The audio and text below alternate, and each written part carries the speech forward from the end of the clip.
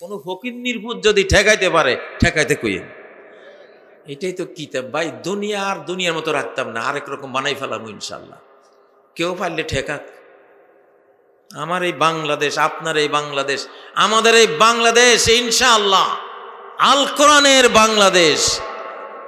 এখন সেই পথে আল্লাহ তাআলা নিয়ে যাচ্ছেন, আমরা আমাদের মালিকের সাথে আছি। কোনো ফকির নির্ভুত যদি ঠেকাইতে পারে ঠেকাইতে কইেন। ঠিক না বে ঠিক? নারায়ে তাকবীর, নারায়ে তাকবীর। আমরা কি, আমাদের পরিচয় কি? আমরা মুসলিম।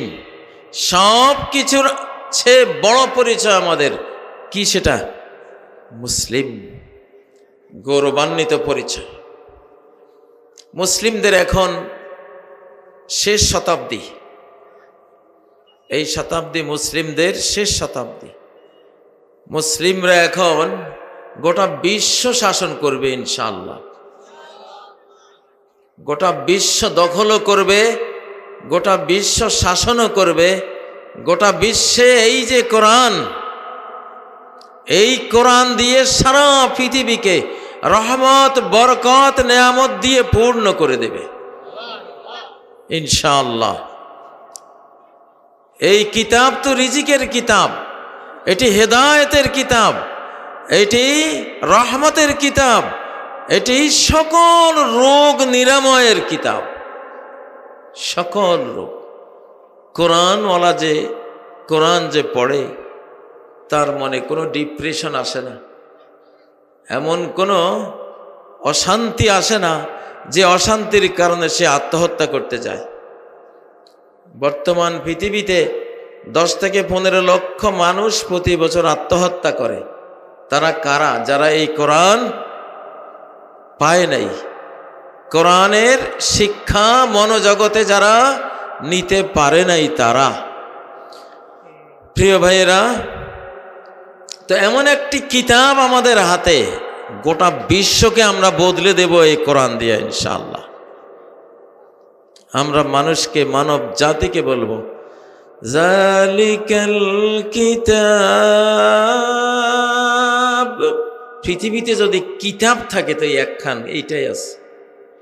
পৃথিবীতে যদি কোনো বুক, কোনো গ্রন্থ থাকে, গ্রন্থ নামের যোগ্য, কিতাব নামের যোগ্য, বুক নামের যোগ্য যদি কোনো কিতাব বা গ্রন্থ বা বুক থাকে, আল্লাহ বলছেন সেটা হলো জালিকাল কিতাব।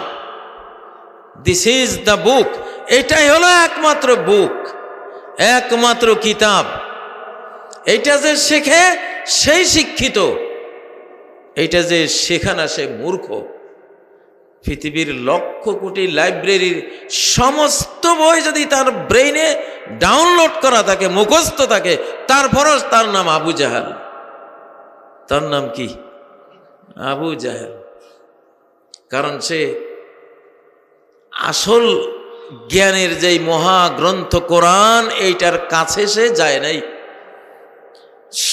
সারা পৃথিবীর যত লিখিত বই আছে, বিশ্বকোষ আছে, বিজ্ঞানের গ্রন্থ আছে, মেডিকেল সায়েন্সের বই আছে, অ্যাস্ট্রোনমির বই আছে, ভূতত্ত্ব বিজ্ঞানের বই আছে, যত বই আছে সব হলো এই মহাগ্রন্থ আল কোরআন নামক মহাসাগরের ফেনা মাত্র। মহাসাগরের ফেনা, জ্ঞানের সাগরের ফেনা হইল মানুষের লেখা বই, আর অনন্ত সাগর হলো এই কোরআন। জালিকাল কিতাব। এই জন্য কবরে গেলে 3টা প্রশ্নের পরে 4 নম্বর প্রশ্ন করা হবে, মা ইলমুকা ও মা ইউদরিক। তোমার সোর্স অফ নলেজ কি? কি বই পড়ে তুমি কবরে এসেছো? কি বই পড়ে? যে পাশ করবে কবরের সেই ফাইনাল পরীক্ষা, আসল পরীক্ষা। দুনিয়াতে তো এমএ পরীক্ষা, টাইটেল পরীক্ষা আমরা মনে করি ফাইনাল। মোটেও এটা ফাইনাল না। আসল ফাইনাল পরীক্ষা হলো কোথায়? কবরে। প্রশ্ন মাত্র 4খান, এবং প্রশ্ন আল্লাহ আউট করে দিস, ভাইবা হবে, লিখিত কিছু নাই। মার রব্বুকা ওয়া মা দীনুকা ওয়া মান নবিয়ুক, এই 3 প্রশ্নের পরে প্রশ্ন তো হবে আরবিতে। কিসে? আরবিতে। এখন আপনি তো হয়তো চিনতে পড়ে গেছেন, আমি তো আরবি জানি না, আমি উত্তর দেব কেমন? ঈমান থাকলে অটোমেটিক আরবি ভাষা মুখে এসে যাবে।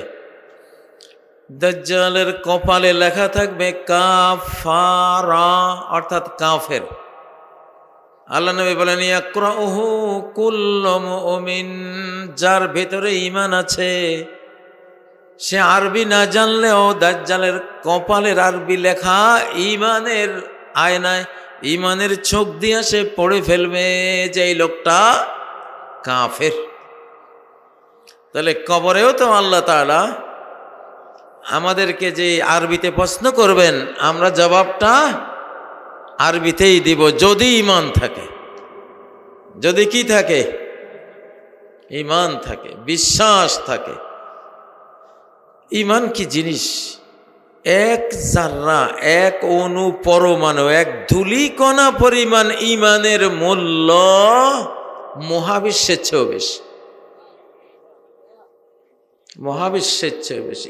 এক ধূলিকণা পরিমাণ ঈমান যদি ভিতরে থাকে, তাহলে তো আপনি নাজাত পাবেন, আপনি নাজাত পাবেন। একজন মানুষ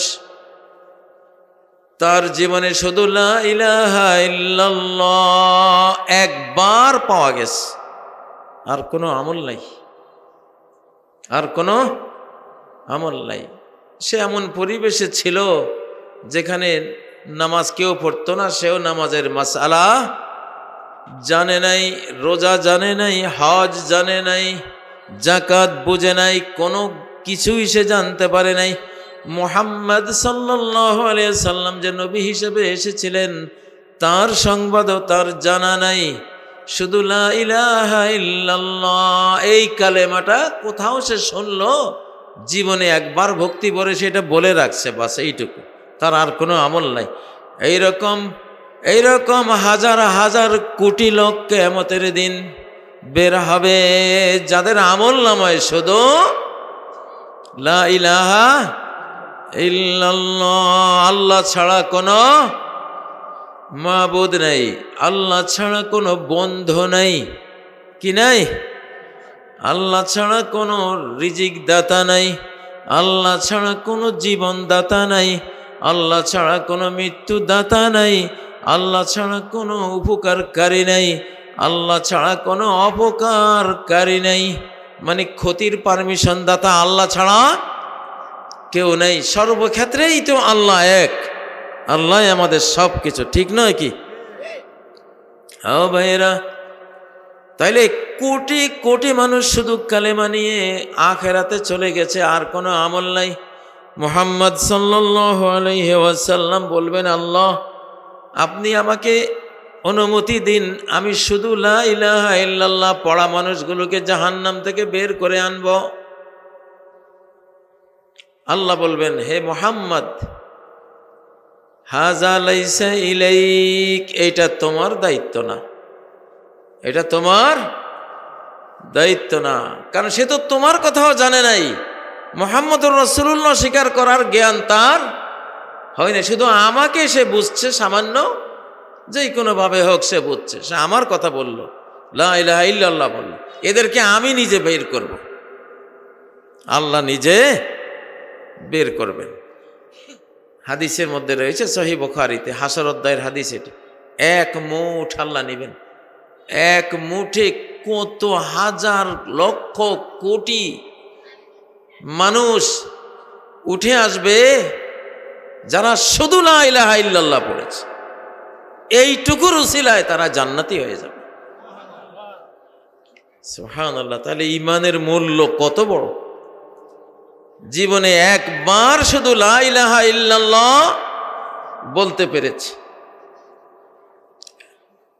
বাংলাদেশের যদি একজন লেবার, একজন মেথর একজন মেথর, যার কোনো সামাজিক মর্যাদা নাই, এই একটা মেথরকে যদি এক পাল্লায় দেয়া হয়, যার ঈমান আছে, লা ইলাহা ইল্লাল্লাহ আছে, তাকে যদি এক পাল্লায় রাখা হয়, আর মার্কিন, ইউরোপ, রাশিয়া, ভারত, অস্ট্রেলিয়া এইসব দেশের প্রেসিডেন্টের মতো যদি হাজার লক্ষ কোটি প্রেসিডেন্ট আরেক পাল্লায় রাখা হয়, আল্লাহর কাছে, রব্বুল আলামিনের কাছে ওই মেথর, যার ভিতরে লা ইলাহা ইল্লাল্লাহ আছে, তার পাল্লাটা ভারী হয়ে যাবে, তার পাল্লা ভারী হবে। যার ঈমান নাই, আল্লাহ তার ব্যাপারে বলেন, উলাইকা হুম শাররুল বারিয়া, আমার গোটা সৃষ্টি জগতের মধ্যে সর্বনিকৃষ্ট হলো সে, যে তার মালিককে চেনে নাই, যে তারে রিজিক দিয়েছে তারে চিনে নাই, যে তারে জীবন দিয়েছে তাকে যে জানে নাই, যে তাকে পালে তাকে যে স্বীকার করে নাই, তার মতো নিকৃষ্ট প্রাণী শূকর, কুকুর, বানর এগুলোর চেয়েও নিকৃষ্ট সে। কারণ প্রত্যেকটা শূকর ঈমানদার, আল্লাহকে জানে। প্রত্যেকটা কুকুর, প্রত্যেকটা বানর, প্রত্যেকটা সৃষ্টি আল্লাহর ইবাদত করে। কুল্লুন কদ আলিমা সালাতাহু ওয়া তাসবিহা, কুল মাখলুকাত তার সালাত কি জানে, আল্লাহর তাসবিহ গুণগান কি এটা জানে। প্রত্যেকে আল্লাহর ইবাদত করে। আমরা ঘৃণা করতে পারি, কিন্তু সে আল্লাহরে চিনে। আল্লাহকে শুকর আল্লাহ বানাইছে কেন? সে সুইপার, সারাদিন ময়লা খায়। দুনিয়াটা যাতে ময়লায় নষ্ট না হয়ে যায়, দুর্গন্ধ না হয়ে যায়, তাকে আল্লাহ সুইপার বানাইছে। সে আমাদের জন্য বিশাল খেদমতগার, ঠিক নয় কি? সে হলো মেথর, সে হলো পৃথিবীর মেথর বা সুইপার। কাক কেন বানাইছে? কাকও উড়ন্ত সুইপার, যে কোনো পচা গলা পাইলে সে খেয়ে ফেলে, ঠিক নয় কি? এটা আমাদের জন্য বানিয়েছে। বাট সে কাফের না, সে বেঈমান না, সে আল্লাহকে জানে, আল্লাহকে বুঝে। কিন্তু মানুষ হয়েও যে আল্লাহরে বুঝে না, আল্লাহকে সেজদা দেয় না, আল্লাহর গুণগান গায় না, সে এইসব বানর, শূকর, কুকুরের চেয়েও নিকৃষ্ট, ঠিক নয় কি ভাইরা? এখন আপনারা, আমরা বদলে যেতে হবে ইনশাআল্লাহ। ঘরকে বদলাবো, গ্রামকে বদলাবো, সমাজকে বদলাবো, বাংলাদেশকে বদলাবো, গোটা বিশ্বকে বদলে দেব। কারণ কি নিয়ে আসছি আমরা? জালিকাল কিতাব। পৃথিবীতে আর কোনো বই নেই। বই নামে যেগুলি আছে কোটি কোটি, এগুলি সব খাতা, টিকা টিপ্পনি। বই হলো একটাই, বই হলো কি একটাই। মহাকাশ বিজ্ঞানীরা যদি এই বইয়ের কাছে হাত পাতে যে আমরা তো মহাকাশের এই বিষয়টা বুঝতেছি না, যে সূর্য ঘুরে পৃথিবী বসে আছে, না সূর্য ঘুরে পৃথিবীও ঘুরে, চাঁদ চাঁদারা সবাই ঘুরে। কোরআন, তুমি একটু আমাকে সমাধান দাও।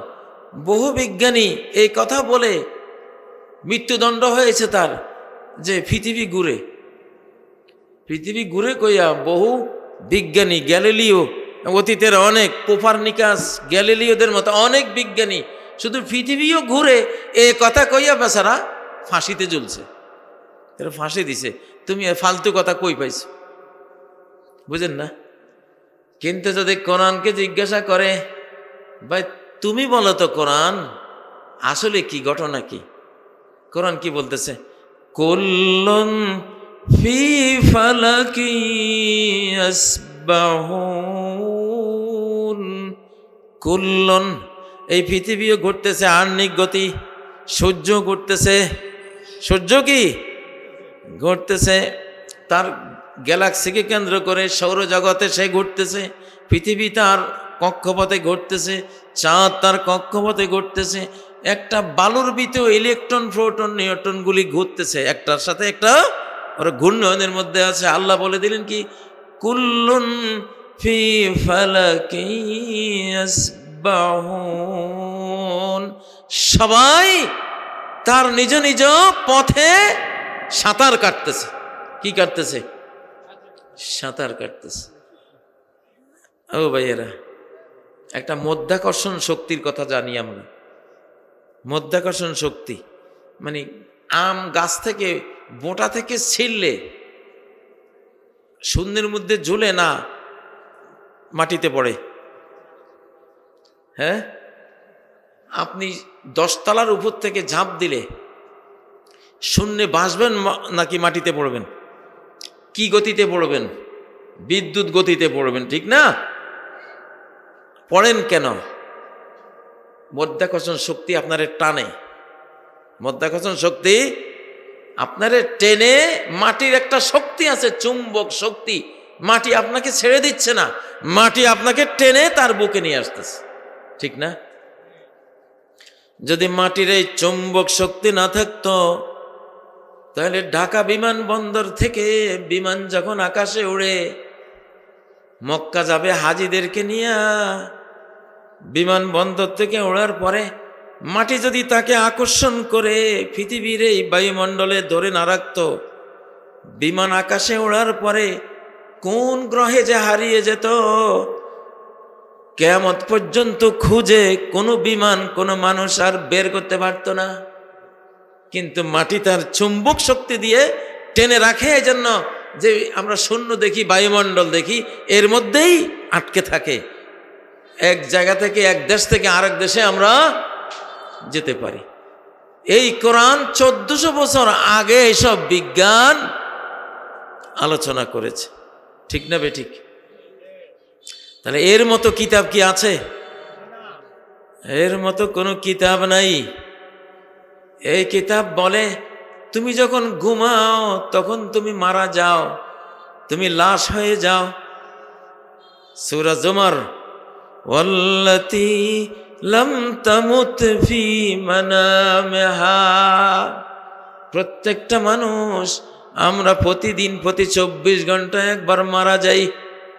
প্রতি 24 ঘন্টায় একবার আমরা কি মারা যাই। কখন? ঘুমের ভেতরে। ঘুমের কোন সময়ে?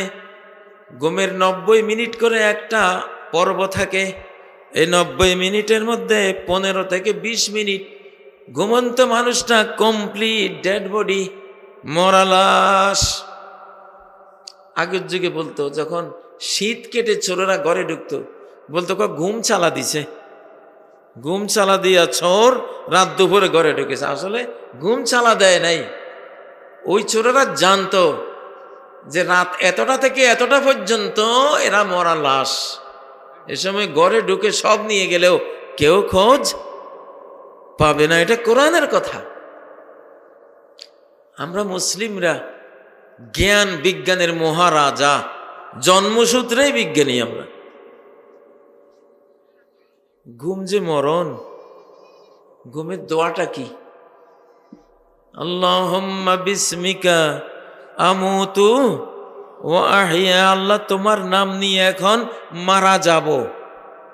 আপনি যাচ্ছেন ঘুম, আপনি তো এটা না বলতেন আল্লাহ তোমার নাম নিয়ে আমি এখন ঘুম যাব, তোমার নাম নিয়ে আমি ঘুম যাব। এইভাবে দোয়াটা হইলে আমরা তো আর বিজ্ঞানী হইতে পারতাম না। আমাদের দোয়া সেখানে হলো কি, আল্লাহুম্মা বিসমিকা, আল্লাহ তোমার নামে আমুতু, আমি মারা যাচ্ছি, ওয়া আহইয়া, তোমার নাম নিয়ে আবার জীবিত হব। আচ্ছা, আবার ঘুম থেকে জেগে কি দোয়াটা পড়ি? আলহামদুলিল্লাহিল্লাযী আহইয়ানা বাদামা আমাতানা, সব প্রশংসা ওই আল্লাহর যিনি আহইয়ানা, আমাদেরকে জীবিত করেছেন। কি করেছেন? জীবিত করেছেন। আমরা জাগলাম, কিন্তু জাগরণের কথাই নেই দোয়ার মধ্যে। জেগে উঠার দোয়াটাই বলা হয় নাই। জেগে উঠাকে বললো আল্লাহ জীবিত করেছেন, বারদামা আমাতানা, মৃত্যু দেওয়ার পর। সুবহানাল্লাহ। মিশরের এক ডাক্তার সাহেব 40 বছর গবেষণা করে কোটি কোটি ডলার খরচ করে তিনি বের করেছেন যে ঘুম একটা মৃত্যু। ওনার গবেষণার ফলাফল যখন প্রকাশ করলেন তখন মক্তবের এক শিক্ষক উনি শুনি বলেন, আহারে আপনি 40টা বছর এত কষ্ট করে এই ফলটা বের করলেন যে ঘুমটা একটা মৃত্যু। আমরা তো আমাদের শিশুরা 4-5 বছরের শিশু জানে যে ঘুম একটা মৃত্যু। কারণ আল্লাহ তাআলা আমাদেরকে আপনার যে 40 বছরের গবেষণার ফলাফল আল্লাহ আমাদের নবীর মাধ্যমে দোয়া শিখাইয়া এই ফল দিয়ে দিয়েছেন। সুবহানাল্লাহ। ধরেন এই ঘুম যে একটা মৃত্যু গবেষণায় যদি 100 কোটি টাকা খরচ হয়, তাহলে আমার দোয়ার দামটা কত? এই যে একখান দোয়া দাম কত? 100 কোটি টাকা। আমি 100 কোটি টাকার একটা দোয়া পাইয়া গেলাম মুক্তবে পাঠাইয়া 30 টাকা বেতন দিয়া, ঠিক না? তাহলে কোরআন দিয়া বিশ্ব পরিবর্তন করা যায় কিনা? নীল আর্মস্ট্রং, তারপরে আরো যারা চাঁদে গিয়েছিল, চাঁদের মধ্যে একটা ফাটল দেখছে, এটা একবার 2 টুকরা হয়েছে, আবার এটা মিশে গেছে। তো ওরা এটা বিশাল তথ্য নিয়ে আসছে, চাঁদ যে ধাক্কা লাগে আবার মিশছে, পাথর যে পাউডার হয়ে গেছে সে পাউডারও নিয়ে আসছে ওরা। তো এই কোরআন যে একমাত্র কিতাব, আরে সুবহানাল্লাহ, আমি তো এই কিতাব দিয়ে এখন ইনশাল্লাহ আল্লাহ যদি আল্লাহ হায়াত দেন গোটা পৃথিবীর আর এরকম রাখতাম না, আরেক রকম পৃথিবী বানাবো ইনশাল্লাহ, আরেক রকম বাংলাদেশ বানাবো। ঢাকা বিশ্ববিদ্যালয়ের এখন মাদ্রাসা বানিয়ে দিছি আমরা ইনশাল্লাহ। চিটাং বিশ্ববিদ্যালয় এখন দারুল উলুম মাদ্রাসা। রাজশাহী জাহাঙ্গীরনগর যেখানে দর্শনের সেঞ্চুরি হইতো, ওইটা এখন কি? ওটা মস্ত বড় কমই মাদ্রাসা। ফোলাফাইন সব আলিম ওলামা, সব কোরআন পড়ে। যেগুলি ধর্ষক সেগুলি এখন মা বোনদের ইজ্জত রক্ষক। ঠিক না বে ঠিক? এই কোরআন দিয়ে গোড়া এক নতুন পৃথিবী লিখবো আমরা ইনশাআল্লাহ। এক ব্রিটিশ শিক্ষককে তার এক বন্ধু ইংরেজি অনুবাদটা দিছে কোরআনের, তো সে তাকের উপর রেখে দিয়েছে, কোনোদিন খোলেও নাই পড়েও নাই। একদিন সে বন্ধের দিনে মনে হয়েছে, বন্ধু কি কিতাবটা দিল, একটু একটু খুলি দেখি না। খুলি দেখে সূরা কমর তার হাতের নিচে প্রথম আয়াতে ইকতারাবাতিস সাআতু ওয়ানশাক্কাল কমর, কিয়ামত ঘনিয়ে গেছে, চাঁদ 2 টুকরা হয়ে গেছে, চাঁদ 2 টুকরা হয়ে গেছে। সে কয় যে একটা বই হইল, চাঁদ 2 টুকরা হয়, এটা কেমন কথা? এই আমার বন্ধু দোস্ত কি বই দিল, সে আবার তাকের উপর রেখে দিছে। 2-3 বছর পরে সে একদিন টক শো দেখতেছে টেলিভিশনে, নীল আর্মস্ট্রং আর চাঁদের যারা গেছে ওরা এক ব্রিটিশ টক শোতে অংশ নিছে। ব্রিটিশ সাংবাদিক প্রশ্ন করতেছে, আপনারা যে চাঁদে গেলেন শত শত কোটি ডলার খরচ করে, দুনিয়াতে মানুষ খাইতে পায় না, শিক্ষা পায় না, চিকিৎসা নাই, তাদের সেবা না দিয়ে আপনারা গেছেন চাঁদে, মিয়া পাইছেনটা কি? আপনারা চাঁদে গিয়ে কি আনলেন দুনিয়ার জন্য? কারে থামো, এমন এক জ্ঞান বিজ্ঞান নিয়ে আসছি, তুমি পৃথিবীতে 100 কোটি বছর থাকলো এই জ্ঞানটা তুমি পাইতে না যদি আমরা চাঁদে না যাইতাম। বলে কি সেটা? কয় চাঁদ। আশ্চর্য হইলাম আমরা। এই চাঁদ ইতিহাসের কোনো এক পর্বে এটা 2 ভাগ হয়ে গেছিল, 2 ভাগ হয়ে আবার এটা সংযুক্ত হয়েছে।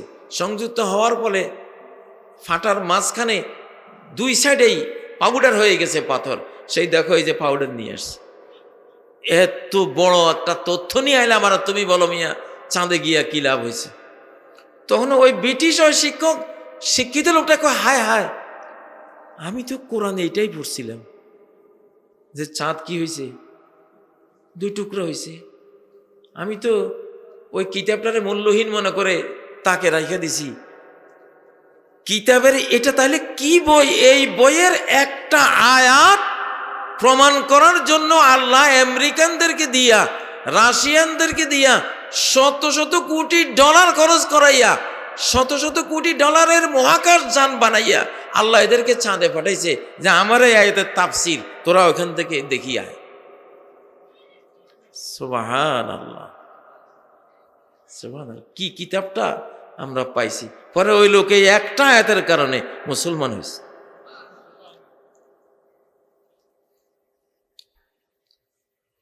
কেমন কিতাব?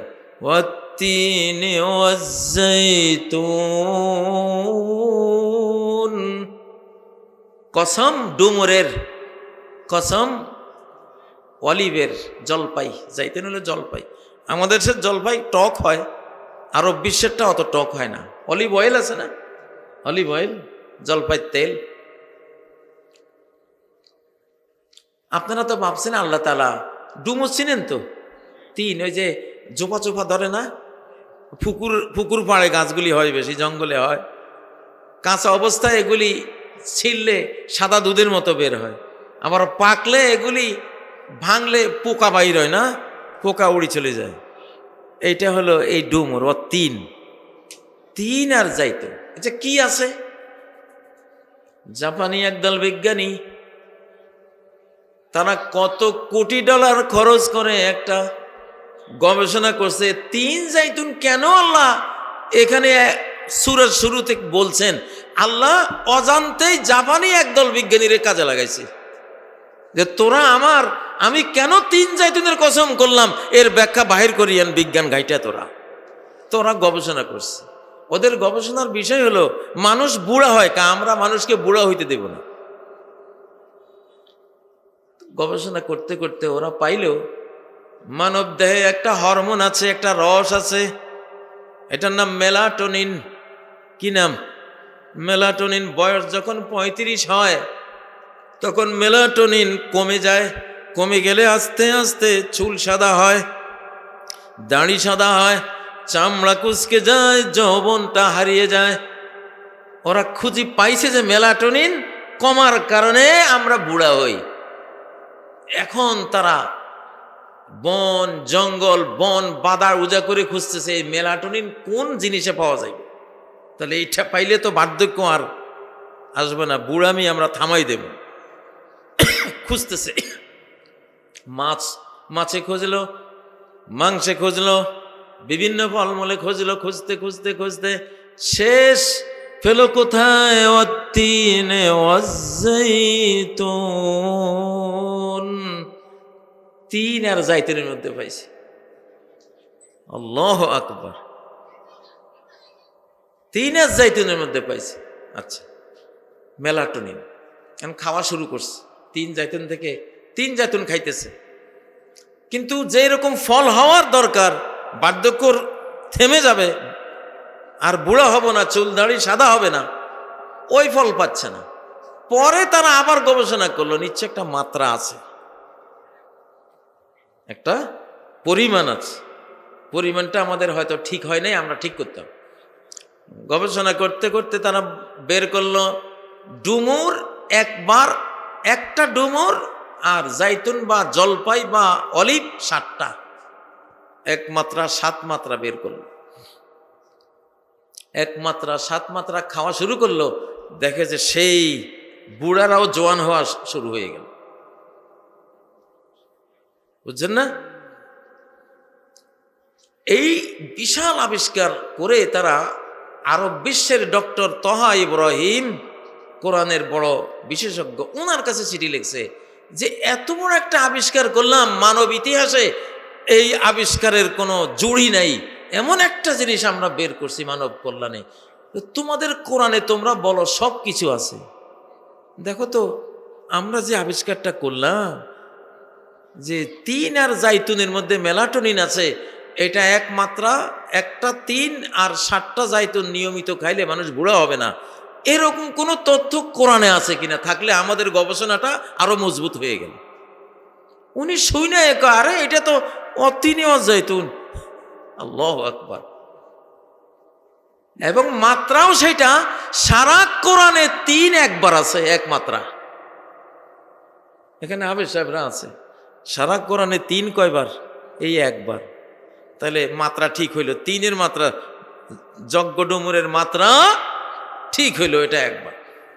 আচ্ছা, জাইতুন কয়বার আছে? কোরআন খুঁজে খুঁজে দেখা গেল জাইতুন এই নামে আছে 6 বার, জাইতুন বৃক্ষের নামে আছে আর একবার। 6 আর 1 কত? 7। আল্লাহু আকবার। ডক্টর তহা ইব্রাহিম জাপানি ওদেরকে লিখলো, আল্লাহর এই কোরআনের আয়াতটা বিজ্ঞানের যুগে মানুষ যাতে মনে না করে এটা শুধু এমনি আল্লাহ কইছে, পিছনে কোনো বিজ্ঞান নাই। এক নাস্তিক, ওই যে কামাল আতাতুর্ক, সে বলছিল যে সংবিধানে 3 জাইতুন রেখে লাভ কি মিয়া, 3 জাইতুন দিয়ে কি হবে?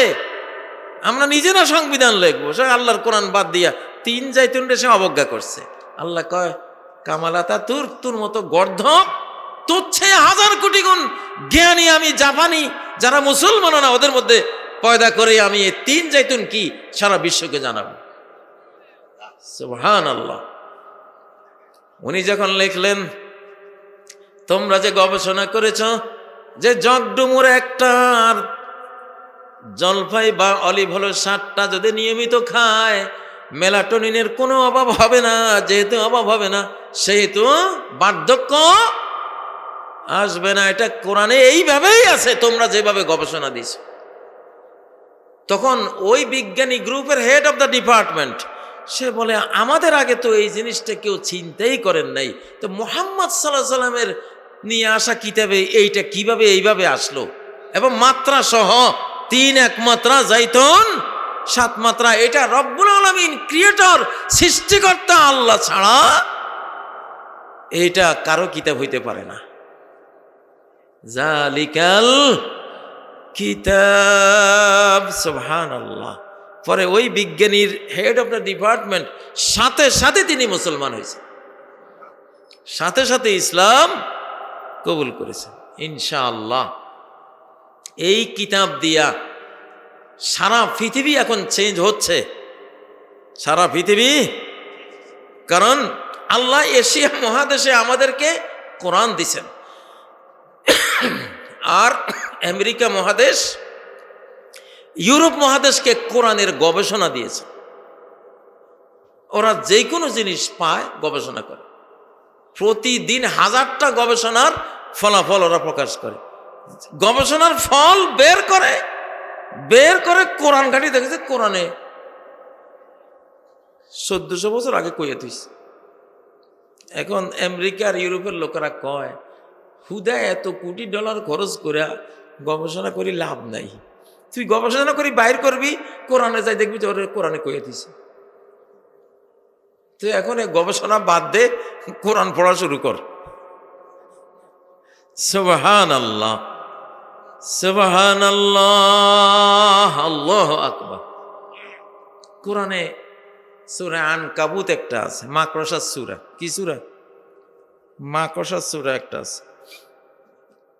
আচ্ছা, সেখানে আল্লাহ একটা বলছেন, যারা মূর্তি পূজা করে, মাজার পূজা করে, মানুষ বা সৃষ্টিকে পূজা করে, আল্লাহকে বাদ দিয়া গায়রুল্লাহকে বন্ধু বানায়, মাসালুল্লাযীনা ইত্তাখাযু মিন দুনিল্লাহি আউলিয়া কামাসালিল আনকাবুতি ইত্তাখাযাত বাইতা।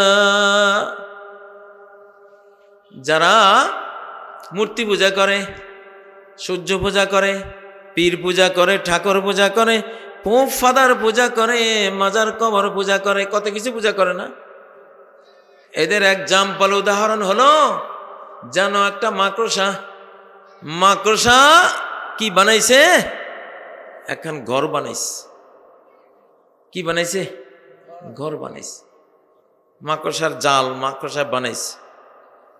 আল্লাহ বলেন, ওয়া ইন্না আওহানাল বুয়ুতি লাবাইতুল আনকাবুত। পৃথিবীতে সবচেয়ে দুর্বল, সবচেয়ে বঙ্গুর ঘর সংসার হলো আনকাবুত বা মাকড়সার ঘর সংসার। ভাইরা 1400 বছর এই আয়াতকে মানুষ বুঝার চেষ্টা করছে যে আল্লাহ মাকড়সার জাল তো খুব নরম, কিন্তু যেই চিকন সুতা দিয়া মাকড়সায় জাল বনে, এত চিকন তো লোহা দিয়া আপনি এত চিকন সুতা বানালে ওইটা তো ছিঁড়ে যাবে, ঠিক না? ছিঁড়ে যাবে। আচ্ছা, আল্লাহ এই আয়াতে কি বললেন?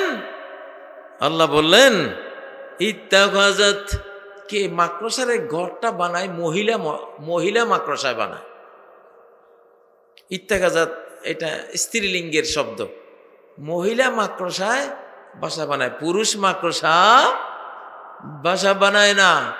আল্লাহ বলছেন এই যে বাসাটা তোমরা দেখলা, এটা একটা, তারা সংসার পাতে, পুরুষ মাকড়সা আর নারী মাকড়সা সংসার পাতে, কিন্তু পৃথিবীতে এত ভঙ্গুর, এত ধ্বংসাত্মক ঘর সংসার আর কারো নাই।